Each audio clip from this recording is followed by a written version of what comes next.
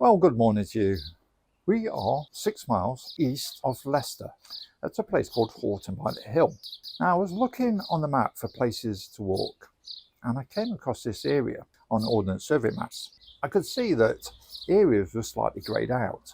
Now, that generally means that they were probably old historical estates, or maybe a hall was there or a manor. So when I zoomed in a little bit more, I could actually see that there was all these like earthworks all around these different halls. And then I started looking into it. Today's walk is going to be visiting some medieval villages and also some grand halls, including a Jacobean house, which is meant to be one of the finest in the country. We're going to be visiting 3 or 4 other grand halls and manor houses. All have got their own history. When I started delving into it, I actually found out there's quite a lot about this place, including we're going to go to a church later on where there's graves that date back to 1505. This is going to be about a 12.5-mile walk. Now behind me we've got the cross.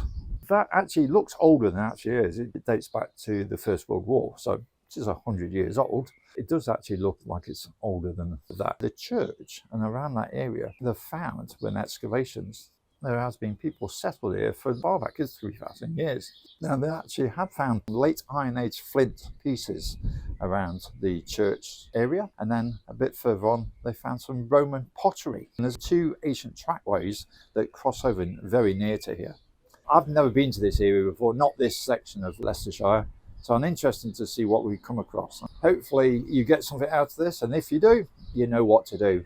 Please click the like, please add a comment, and please subscribe. So with that, let's start walking this route and let's see what we can see. As you can see from this building on the side, 1710 it was built. There are quite a few listed buildings in this little village.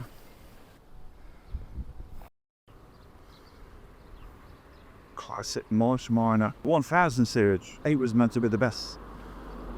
As we leave Houghton by Hill, we come across this little petrol station here.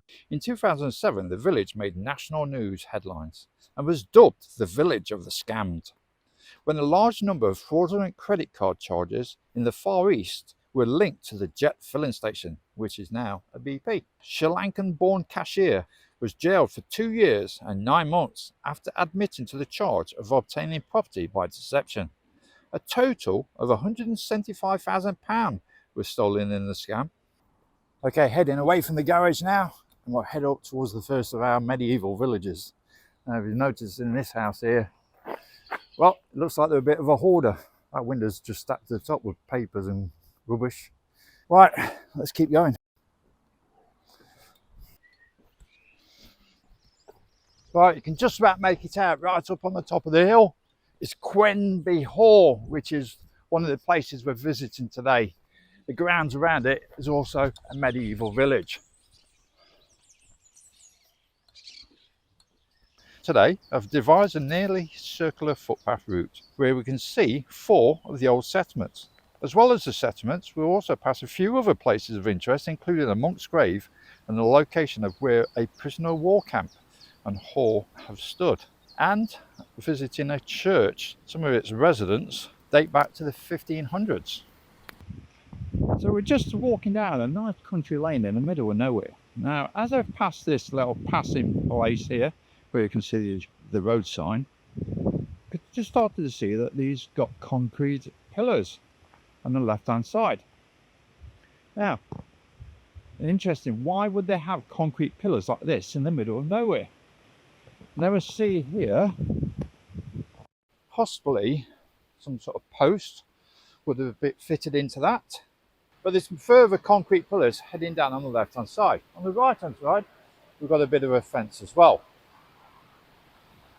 It's interesting that we're in a place that's unspoiled by development. What might these concrete pillars be? Why were they built here? This is the thing, if you're in a car, you don't see the little details. Why are they just standing? Then you just start to wonder what they were there for. Now on the right hand side, we've got some sort of enclosure. Now we're heading up this road. We'll turn off in a moment and we're going to head over to the monk's grave. Okay, as we continue walking down Ingarsby Lane, as we're heading towards the monk's grave, I just noticed on our left hand side here, just behind me, is the bottom edge of our first medieval village. This village was about 750 meters long and about 500 meters wide. Here we are, it's our first feature of the day. We've just walked off the lane a little bit, up this little bit of a hill. Behind me is a earthwork. It's called the Monk's Grave. They believe that it's too big for a monk's grave, so instead they think it may be a long barrow. So long barrows were burial chambers that date back to the Neolithic period. Usually they were built at the end of maybe a place like a village or some sort of settlement, usually on top of a hill, as a marker and as a burial chamber.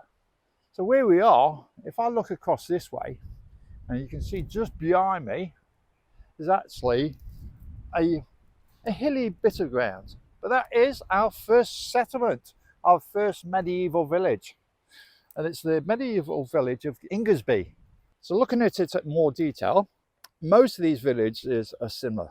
Where there's like a hollow or a cut through, that's where a road or a street would have been in the village. So right in the centre of the picture, we can see one of these going up to the top of the hill, a bit of a hollow, and usually about 1 to 2 meters deep, possibly about 3 meters wide. Then on the top, you see little rectangular places. These are what's called platforms, and actually where houses would have once stood. But I do believe last settlement we're going to come to is going to be one of the biggest in the whole area. We're going to head back down and see this settlement a little bit closer. Unfortunately, it's probably best from a drone footage, but I'll get some aerial pictures that might show it a little bit better. We've reached the medieval village of Ingarsby. Now this is meant to be one of the most preserved medieval villages or settlements in the whole of the country. But we're going to come across quite a few of these across the day, so you'll be able to judge for yourself which you think is most preserved. And then just behind this little bit of woodland here is a fishing pond. Now most of these settlements, or if not all of them, have at least one fishing pond, usually at the ends of the village. As we walk across it, let's see what else we can find and what more I can tell you.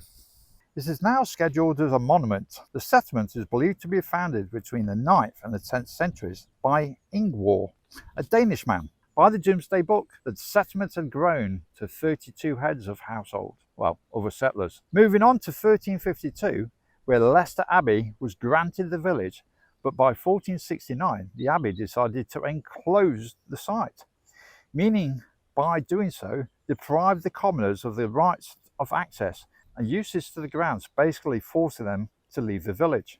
This could also have been due to the Black Death outbreak across England and Europe in the middle of the 14th century, causing population drops and crop yields. Afterwards, the site was cut into small fields with boundaries and reserved to paying tenants, and the abbey making themselves richer. After the dissolution of monasteries in 1540, the Crown granted Sir Brian Cave, who was a sheriff of Leicestershire, the land and manor of Ingarsby. Okay, we've just found a little bit of shelter here. The village settlement is just over there. We're just near the entrance to the road again, where we're going to meet up with the manor hall. Now, when we were up on the top of there, we were a bit exposed. It's quite a gusty day today. Winds around 30-40 kilometers an hour. Do you like cheese? Do you like Leicestershire cheese? Well, one of the places we're going to in a moment has a lot of history to a particular cheese that can only be made in Nottinghamshire, Derbyshire and Leicestershire. So we'd best go over and find out. But in the meanwhile, we're going to go over to the manor hall and then over to Quenby village before we head to Quenby Hall.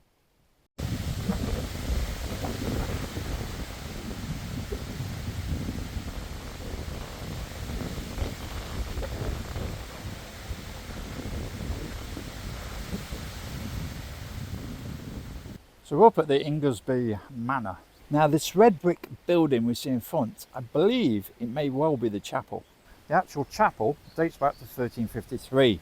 So I think it's this red brick building in front. Now we can't go down there because it is private property today. The chapel, the wall and the actual hall are all separately Grade 2 listed.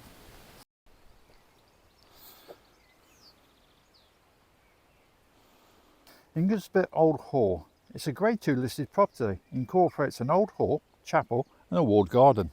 The manor was moated on 3 sides. By 1621, Sir Robert Bannister owned the manor, with remodelling and alterations from the 18th to the 20th centuries, which included a bakehouse constructed of ashlar and rubble stone, with swiveland and Welsh slate roof tiles, owned by the Lords Maynard from 1640, and in the 19th century the Whites of Leicestershire and Rutland. Today it is again owned by Lord Maynard.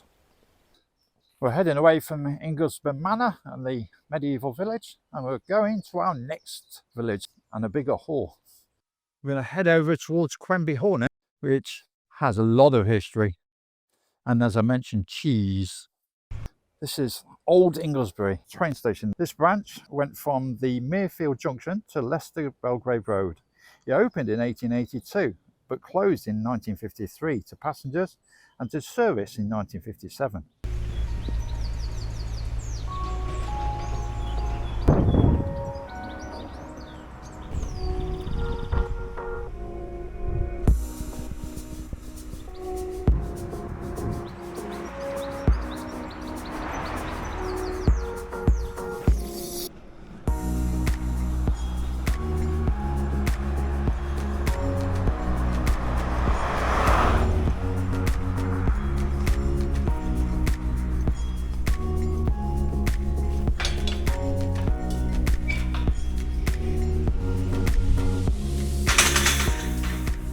So the place we're heading to now is probably the gem of the walk. A grand hall it is. Although this afternoon we're going to head to another building, but might give it a run for its money.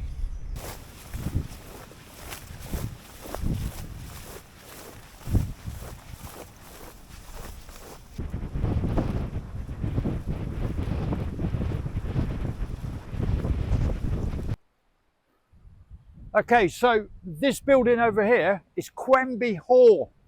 Now, it is quite a significant building because when I do my research, I actually also look at old maps of Great Britain.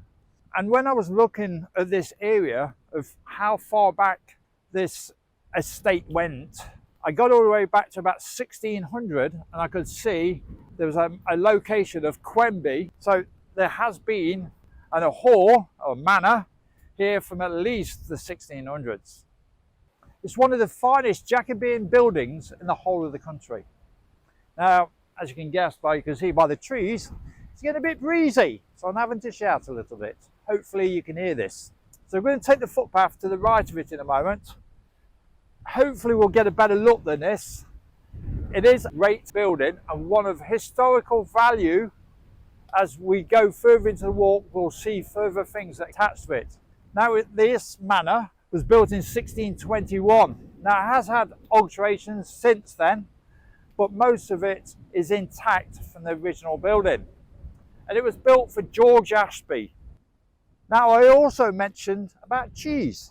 Well, a Leicestershire cheese that's quite famous, Stilton. So Stilton Cheese was actually made within that building.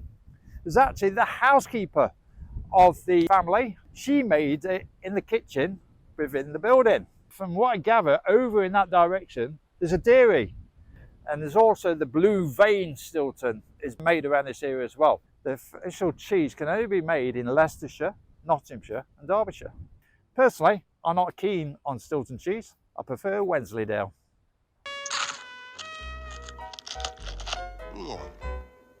Wensleydale?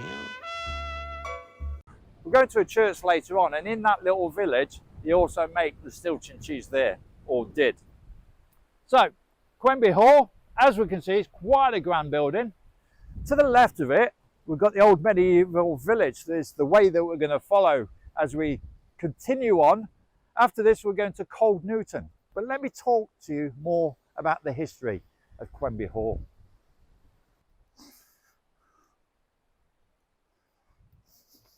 Quenby was built for George Ashby and is dated to 1621.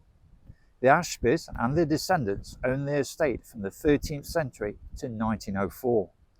This building is considered to be the finest Jacobean style house in Leicestershire and one of the finest in the country. The interiors match the impressive exterior, with intricate plaster ceilings, grand fireplaces and beautifully worked wood panelling rooms. From 1904, Mrs. Greaves purchased the hall and then married Lord Henry Grosvenor. Their son sold the property to Sir Harold Nutting, who had made his fortune through bottling Guinness. He notably mastered the Quorn hunt, a fox hunt that began in 1696, one of the world's oldest fox hunting packs, and claims to be the United Kingdom's most famous hunt.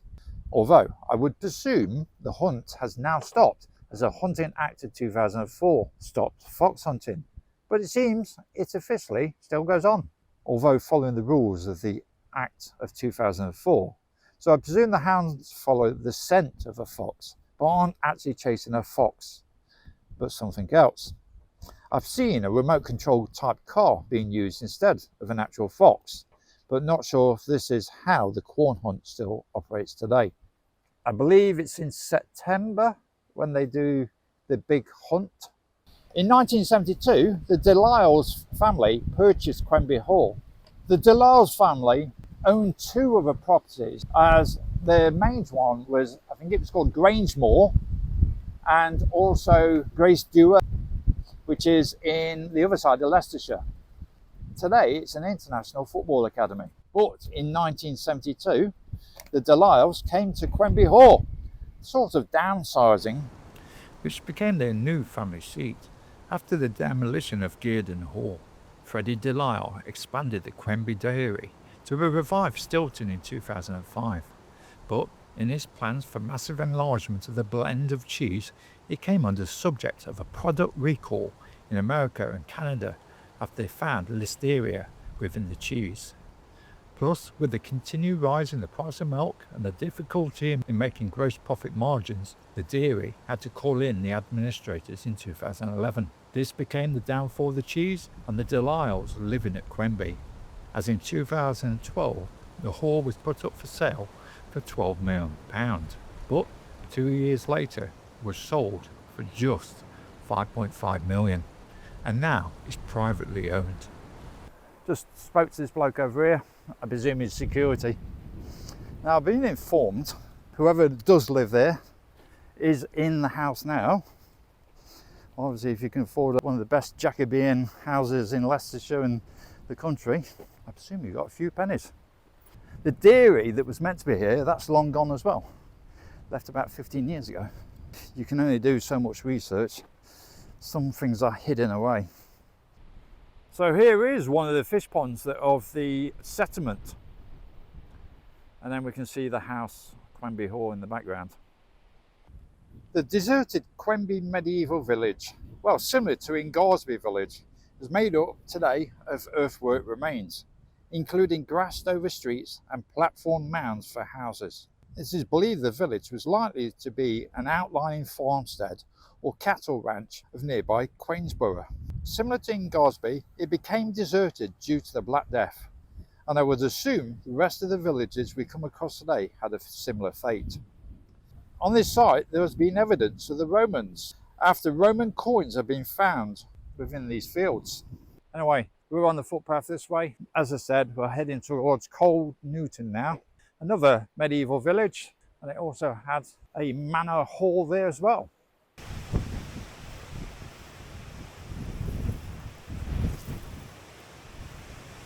We've just reached Cold Newton. Now this is our third of our medieval villages, as we can see on the map.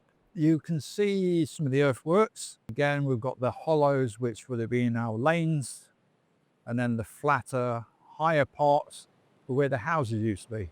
So similar to Ingarsby and Quenby villages, Cold Newton is another disused medieval settlement, which is comprised of a small group of houses with gardens and yards, plus streets, paddocks, often with a green space, open air, similar to a village green, plus would have had a manor and a church. The community of the villagers would primarily be devoted to farming.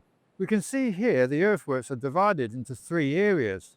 A prominent hollow way up to 2 meters deep, runs north to south, which would have been and still is part of the present main street. Leading away from the hollow are several house platforms and a small trackway, enabling an almost complete village road system can be traced. This village had 2 embanked fish ponds over 200 meters apart. A stream runs down the western edge of the area and originally fed with fish ponds via a connecting channel. Cold Newton's name comes from a part of the hamlet, meaning farm settlement, which is Newton. The cold was later added due to the cold winters from the hamlet's exposed position. And as you can see today, being a bit breezy, you can understand it gets quite cold here in winter months. The village is linked with Lowesby parish, where we're going to next. So although I do my research, and I spend a lot of time researching it, and I always want to get the facts right, I think all the history I found is correct, but what's current, I don't really know. So over the last 5-10 years, information on the internet is not actually correct. And like I said when I was on the Cuckoo Way, it's always good to speak to the local people because they're going to know more than probably what the internet shows me. Hopefully I'm going to come across somebody else that might know who actually lives at the hall now. Anyway, we're passing through Cold Newton. We're going up to the manor in a moment, and then we'll head over towards Lowesby. We can quite clearly see the earthworks that were around here. Just beyond that, there's a dip, and there was a moat around that area. When we look across the landscape, what are we actually looking at? Are we looking at just some bumpy fields, or are we looking at an ancient settlement like these ones here? Gets you thinking a little bit more, opens your eyes to what's about. We've just arrived at the manor house. The manor house and its boundary wall date back to the 16th century. So Cold Newton Manor House, also known as Cold Newton Lodge, the village name was later changed to Newton Burdett when Hugo de Burdett became Lord of the Manor. It was also known as Newton Marmon when the Marmon family was seated here. Hugo de Burdett was a noble Norman, and then Sir Philip Marmon was the most famous of all the nobles of the court of Henry III. With that, he became very wealthy and was granted land in Nottinghamshire, Derbyshire and Leicestershire. So we're leaving Cold Newton Manor. As we pass the last of the earthworks, we can see some just over there and mounds here where all these sheep are. And we're heading over towards Lowesby now. Once we get past the Lowesby settlement, we'll go past the Lowesby Hall, which I think is that grand building in front. And then we'll head on towards Baggrave Hall. Again, a quite large hall, which has got some connections to the royal family. So just before we actually get to Lowesby and the settlement there, we come across this sign here. Now that's the sign in the Midshires Way. So the Midshires Way is on a 230-mile long distance footpath. As you may guess, it goes through the Shires. It actually starts in the Chiltern Hills, goes through Buckinghamshire, Northamptonshire, Leicestershire, Nottinghamshire, Derbyshire, and then finishes at Stockport, which is part of Greater Manchester. I've walked quite a lot of it, but not all of it. But we're going to walk that way towards Lowesby. We're now arriving at Lowesby. It is a small village, but we're going to take a left here and go up to the church. Now, as churches go, this has got a lot of interest to it. More stairs. Okay, so let me tell you a little bit more about this church. This is All Saints Church, built in the 13th century with 15th century improvements and a Victorian restoration in 1868. It is noted for its gargoyles. The Burdetts founded Lowesby Parish Church and gave its advowson to the Order of St. Lazarus, based at Burton Lazarus, which they supported for many generations, until relations soared in about 1290, when the order started to appropriate part of the parish's tithes.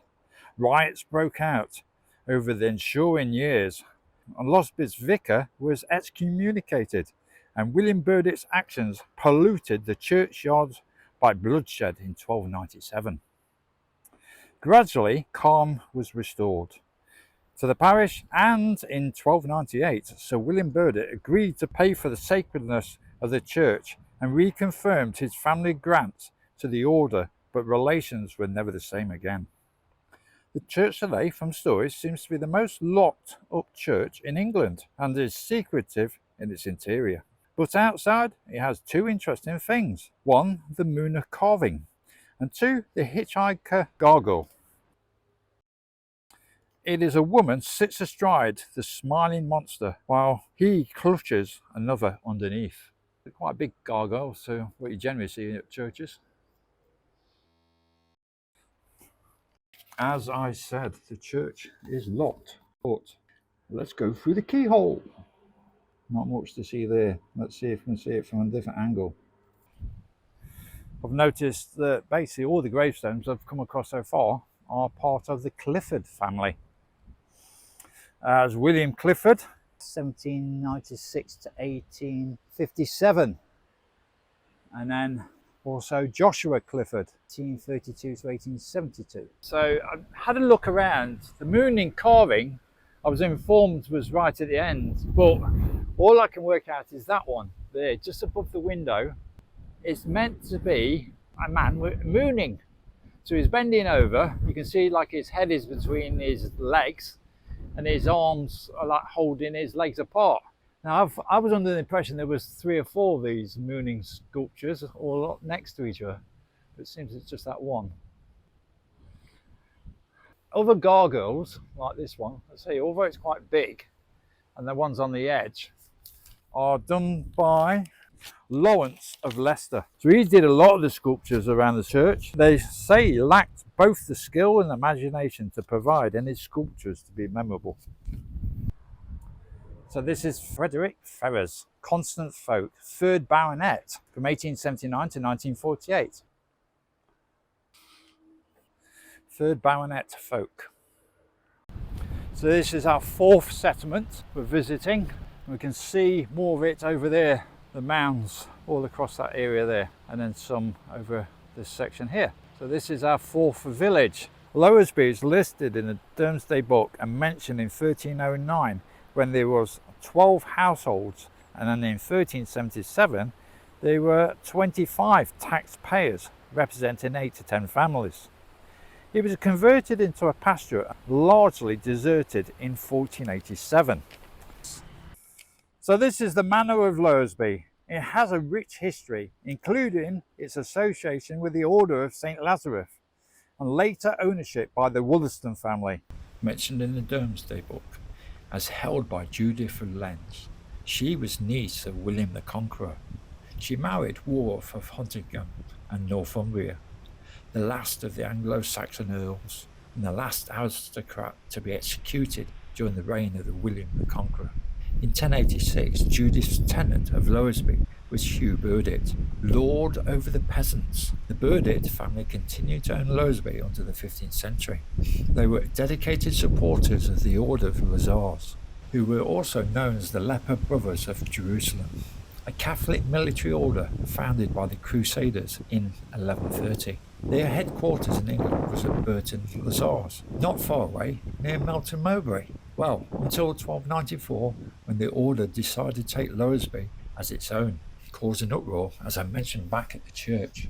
In 1435, through marriage, the Ashbys took ownership of the manor, the same Ashbys that also owned the nearby Quenby Hall estate from the 13th century. From the mid-17th century, the Wollaston family acquired the manor of Lowesby. Sir John Wollaston was Lord Mayor of London in 1643. The Wollastons continued to own Lowesby until 1777, when the youngest heir to the manor passed away. The estate was then shared between his 2 sisters, and through marriage, Anne Wollaston married Sir Thomas Folk, who made Lowesby their seat, becoming the Folk baronets. Sir Thomas was son of Lieutenant General Thomas Folk, who was the governor of Gibraltar from 1753 to 1756. Thomas and Anne's son became the first Baronet Folk. This family continued to be the top brass in the British Army. Anyway, the Folks, as we saw some of the graves in the churchyard, continued to live at the manor until 1910. Afterwards, the Brassey family lived here briefly,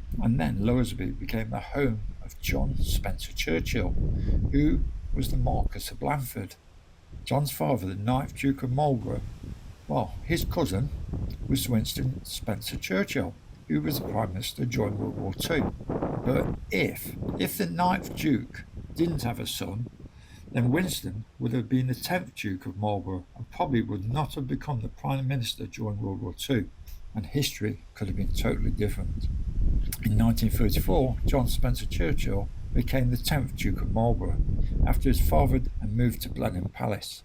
Afterwards, Sir Keith Nuttall, 2nd Baronet, moved to Lowesby. He was an army officer, Lieutenant Colonel of the Royal Engineers, and was sadly killed in 1941.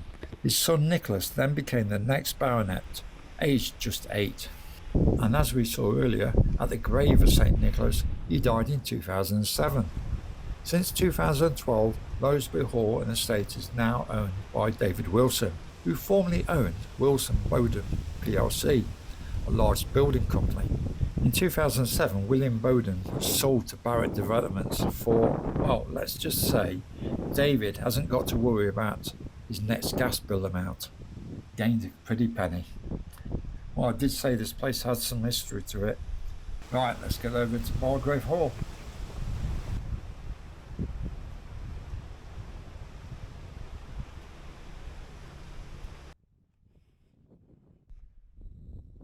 So last look at Lowesby Hall as we head towards Baggrave Hall now. Okay, so we're shearing the field with the sheep now.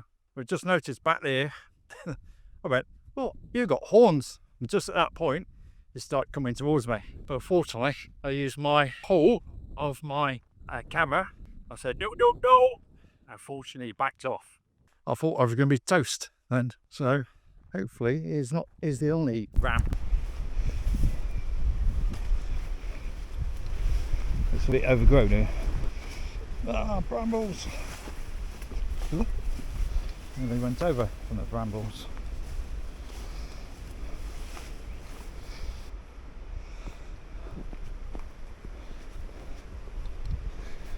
So as we continue walking towards Baggrave Hall and the next settlement, which I believe is the actual largest settlement that we're passing today. Why were these settlements, and why have each of these settlements got quite a grand hall or manor building?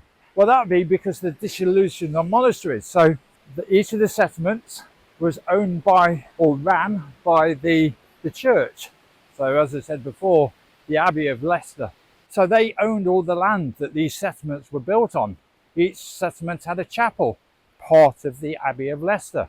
So when the dissolution of monasteries happened between 1536 and 1541, well, all the land that was owned by the church was taken away by the crown. And then the crown gave it on to noble people and people of money, mainly dukes, baronets, that type of thing. And military people also were given land. That's when Ingarsby Hall was built, Quenby, Lowesby, Cold Newton, and the one we're coming to now, which is Baggrave Hall. And these are all grand buildings, and there's more around this area that all came originally from the church. Well, not from the church, but the crown took the land from the church. And we've got another one we're about to approach now. And here we are at Baggrave Hall. Now, this has got some history. It's also got a connection to the current royal family, including the king. So in front we have Baggrave Hall. It has a similar story to Ingarsby, as in the site belonged to Leicester Abbey. It was then sold by the crown to Francis Cave, whose grandson, Sir Alexander Cave, sold it on before 1625 to Edward Villiers, half-brother of the Duke of Buckingham. The hall belonged in the later 17th century to John Edwin, whose grandson, also John, rebuilt it. In 1770, his daughter, Anna Edwin, married Andrew Burnby. He was the Archdeacon of Leicester, and so ownership of the estate passed to the Burnby family. Later, owners include Edwin Burnby, High Sheriff of Leicestershire, his son, Edward Burnaby, and his grandson, Algernon Edwin Burnaby. Baggrave Hall was the childhood home of Louisa Burnaby, great-great-grandmother to our current monarch, King Charles III. Soon after Algernon Burnaby's death in 1938, his son and heir, Hugh Edwin Burnaby, sold the estate. It became the home of the Earl family, which then again was sold about 1975. The building was severely damaged in 1988 when the ownership of an overseas company controlled by Asil Nadir, who had bought the estate for £3 million. Stonework was removed, walls were undermined, and interior walls, floors and ceilings ruined. When I actually was researching it, I realised that the face of Asil Nadir was a face I've seen before, as you may well think the same. So he lived at this property, and when he was here he wrecked it basically. Asil was the chief executive of Polly Peck, which when he took over was a small textile company. During the 1980s, he expanded it into one of the United Kingdom's top 100 FTSE listed companies. In 1990, Polly Peck collapsed. Following an investigation by Serious Fraud Office, and charges were brought against Asil Nadir on 70 accounts of false accounting and theft, which he denied. But he fled to Cyprus, funny enough. That sounds like an innocent man, to avoid the UK justice system. In 2010, he came back to face the criminal courts. He was found guilty of 10 accounts of theft, totaling £29 million. So that's 10 accounts out of the 70. So how much was it overall? Anyway, on the 23rd of August 2012, he was sentenced to 10 years in prison. February this year, he died aged 83. So it's got a connection to the royal family, and it's also got a connection to some fraudulent activity. We can see the settlement of Baggrave behind me, and we're going to continue going that way. We can see more of the settlement. You can see some of the avenues, the lanes they've carved out.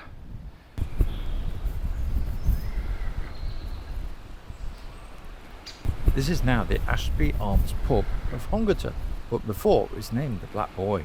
The name is thought to come from a black boy figure holding an English rose on the Burnaby family crest, with the motto Pro Reg, which is Latin meaning for the king, and refers to the family connection and loyalty to the monarchy.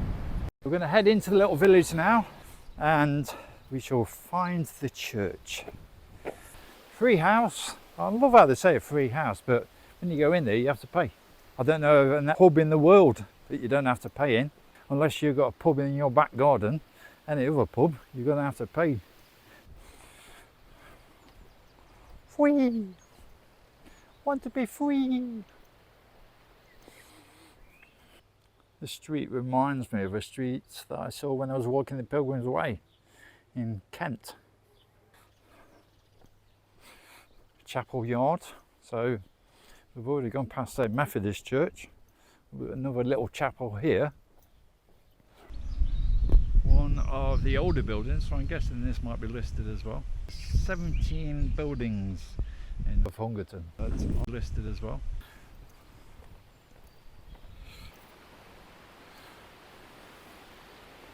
This is a monument to those that fell in the Great War.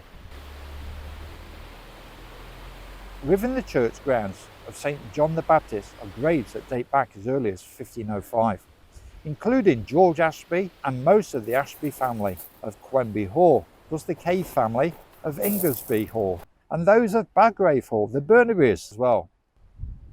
It's got a tower and a little spire on the top. It's also got an interesting gargoyle at the top. By the looks of it, they're built by this same sculptor of Leicester. Similar sculptures to the ones we saw earlier at Lowesby Church. Right, let's go and have a closer look. Quite an old style there. Here we have a vault. So this is Nicholas Harmon Ashby. It's also got Anne Ashby, died in 1886. Nicholas Ashby, 1890. Moving around. So this one is the remains of Chamberlain and Anne, his wife, he died January 6, 1704, and then she died 1729, aged 72. Now, we're not going to hunt out all the graves here. We are looking for a few that stand out. Unfortunately, I'm not sure where they all are. So these are the Burnaby vault. So I mentioned the Burnaby family. Andrew Burnaby, Anna Burnaby, and Andrew Burnaby, 1732 to 1812, 1735 to 1812, and 1771 to 1825. In the middle. So one, I'm looking for one, oh, in fact, there we go, Louisa Ann Burnaby. The second one down, 1844 to 1881, 37. She passed away at. Louisa Ann Burnaby is the great-great-grandmother to our current king, King Charles III. So this is the Burnaby vault. Now George Ashby is in here somewhere, although I haven't come across him yet. But basically the whole of the Ashby family are here. Most of the Cave family and the Burnabys. So most of the halls were visited today, all their family residents that were in the hall are now the residents here instead. A small one here dates back to 1889, SL. So generally when they've got small graves like that with just letters and a date, that would have been paid by, basically the state paid for their grave. Some of the ones that I presume around the edge are some of the oldest graves. So yes, quite a lot of interesting graves along here. I mean, you could go through them all. Unfortunately, I haven't got the time to do that. Time is ticking. As you can see, the sun has started to dip. We've got probably about 3 hours, 3.5 hours before sunset. I'm thinking that's a child grave by the look of it. Arms of Jesus, Benjamin Rees Jones. Yeah, aged 7 weeks. Died July the 7th, 1923, aged 7 weeks. So, child grave, that one.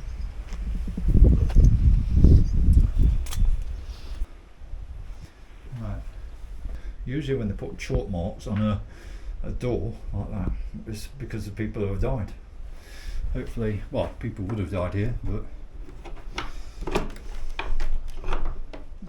that is locked. So we won't be looking inside there.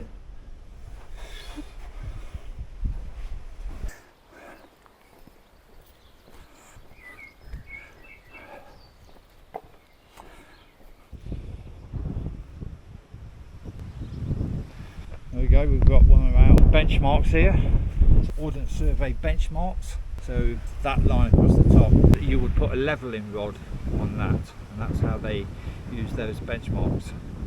Stonemasons usually carved them. Interesting gargoyle at the top as well. We've got some small sculptures along the edge. Right, anyway, we need to head away. Still got miles to do. As you can see on the clock, it's 10 to 7.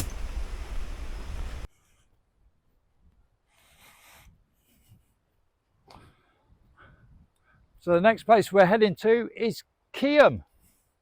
It's a little hamlet, and then we'll head on to our final location, which there's 2 little features we want to see before we wrap this walk up.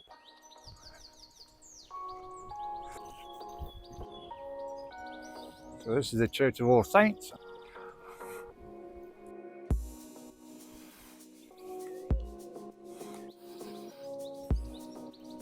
A trough fountain. Obviously there would have been a trough there. It seems to have gone now. I don't know if it's still working. Let's have a look. No water at the inn.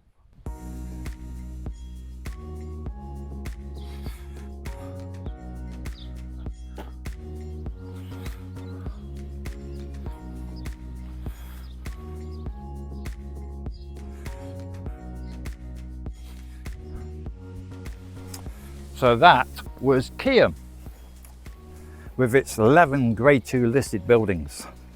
I think I could count more that were probably of historical value. We're heading on towards Scraptoft now, where that's got its own hall, and just before it we're going to go to another site, not a medieval village, but another historical site, more around World War II.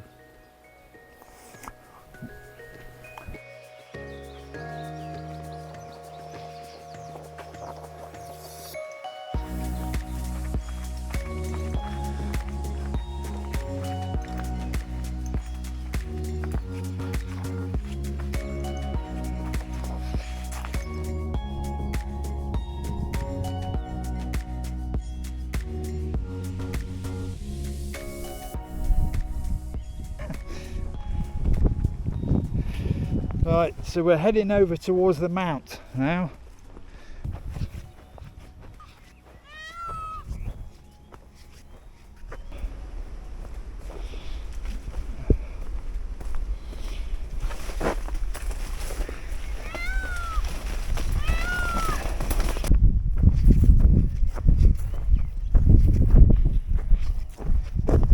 Now I've been hearing them as I've been approaching them, and now they've gone quiet.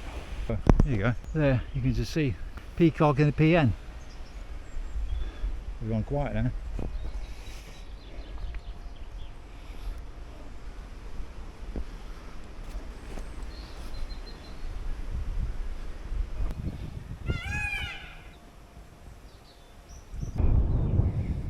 At the moment we're walking across a sports field. Now we did come across the other side of that building there, and there's actually some well maintained rugby pitches. But on this side it's floodlit, but as you can see hasn't been a sports field for some time, especially when walking here. There's meant to be a footpath here, but the ground is so lumpy. There hasn't been a sports pitch here for years, possibly decades. Right, we're moving over to the mount. You can just see there actually as well, there's some fencing with what would have had a big strong fence around it, possibly to keep it, well, definitely to keep people away. Barbed wire on the top, so this could be part of the actual camp that was based around here. So as I mentioned, this is the mount, and looking at it, it is probably about the right width for what would have been a Roman outpost. And there is a couple of famous Roman roads not far from here. It all ties in. So Foss is not far from here, and I think the road is not far from here as well. So they would have had outposts around this area. Well, as you can see, the sun's going down, sunset's going to be in about 35 minutes. But this nature reserve today was a prisoner of war camp. It stood here between 1939 to 1948. Now, if you can see just over there, you can see some fencing, and that goes all the way around the site, and that is the perimeter fence to this site. So the whole of this area that we can see in front was part of the prisoner of war camp. So by looking from an aerial picture today, you can see where the huts once stood, and some remains of the perimeter fence still stand even today. Also on the site was a military hospital from 1941. With the build-up of the Normandy landings from February to June 1944, the 325th Glider Infantry Regiment of the 82nd US Airborne Division was based on the site. The site was then called Camp March here. They practiced here in the build-up of the D-Day landings. The gliders played a crucial role in delivering troops, equipment and supplies via gliders. These gliders were vital for bringing in heavier equipment that couldn't be parachuted, like anti-tank guns and jeeps. The paratroopers of the 82nd Airborne landed in the early hours of the 6th of June with targets of the German stronghold of the town Saint-Mere-Église. After the US troops left, the camp became number 4 prisoner of war camp for German prisoners.